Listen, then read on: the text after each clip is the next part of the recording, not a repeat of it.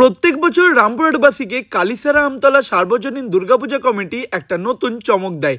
এই বছর তারা করেছে অপারেশন সিন্দুর। একটা বিশাল বড় গুহার মতন বানানো হয়েছে পুজোর মণ্ডপটাকে। তারই ভেতরে রয়েছে আমাদের মা দুর্গার প্রতিমাটা দেখছো, দেখতে কি অপূর্ব হয়েছে না? মণ্ডপের ভেতরে প্রত্যেকটা দেওয়ালেই আঁকা হচ্ছে ইন্ডিয়ান আর্মির বীর শহীদদের কিছু প্রতিচ্ছবি। সাথে দেখা যাবে কাশ্মীরে ঘটে যাওয়া সেই মর্মান্তিক দৃশ্যগুলো। তবে মণ্ডপের বাইরে এই কামানটা দেখতে কিন্তু একদম ভুলবে না। এই অপারেশন সিন্দুর সাকসেস হতে কিন্তু এই S400 এটাই সব থেকে বেশি কাজে এসেছিল। তবে এটার ফাইনাল রূপ দেখার জন্য কিন্তু আর কিছুদিন ওয়েট করতে হবে। এবার পুজোর প্যান্ডেল হপিং লিস্টে কালিসারা আমতলা পাড়ার নাম কিন্তু মাস্ট রাখতেই হবে। সব থেকে ইউনিক তো মণ্ডপের প্রত্যেকটা মেটেরিয়াল। মণ্ডপ সজ্জার প্রত্যেকটা জিনিসই তৈরি হয়েছে ওয়েস্ট মেটেরিয়াল দিয়ে। তবে ফাইনাল রূপে থাকবে আরো কিছু সারপ্রাইজ, সেটা আমি আর এই ভিডিওতে বলছি না। এবার শুনে নাও এই পাড়ার কমিটির মেম্বারদের কাছে এই বছরের থিমের ব্যাপারে। পহেলগাঁওয়ে যেভাবে কারা হিন্দু কারা মুসলিম চয়ন করা হয়েছিল শাঁখা সিঁদুর দেখে, যেগুলো দিয়ে হিন্দুদের চয়ন করে সেই সমস্ত জিনিস দিয়ে আমাদের প্যান্ডেলটাকে সাজানোর চেষ্টা করেছি।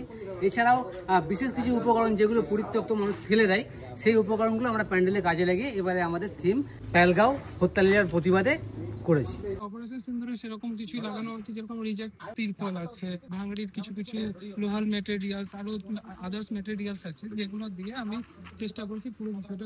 তাহলে এত সুন্দর কনসেপ্টের পুজোটা এবার কিন্তু একদমই মিস করো না।